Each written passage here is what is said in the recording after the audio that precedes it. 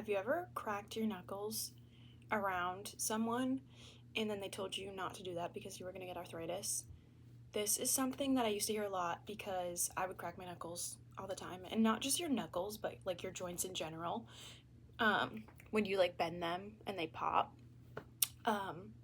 So this is something I would hear a lot, and I feel like this is a common thing that people say that other people probably hear often too if they crack any of their joints. And it always made me curious because I never knew if it was just a saying or if it was actually true. And so I finally did some research to find out if this was true or false. And I found out that there's no relation to cracking your knuckles and getting arthritis.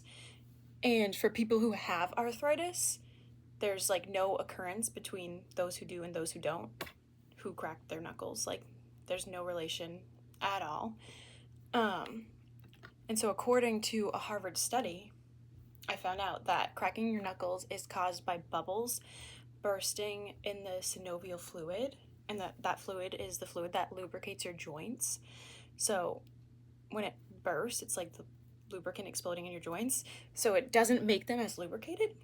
So although you're not going to get arthritis, you're not going to get any other like long-term illness or kind of like damage, it still isn't good for you to do. It can cause joint pain, which is like kind of obvious. But one other thing that Harvard said that could happen, it can lead to reduced grip strength, so you won't be able to hold things as good. And then also, according to Harvard, there are at least 2 published reports of injuries suffered while people were cracking their knuckles. So it doesn't say what those were, but just in general, like, you can injure your joints, but nothing long term is going to happen. So yeah, although I don't recommend cracking your knuckles, you're not going to get anything long term, and you're not going to get arthritis or anything super horrible. Thank you.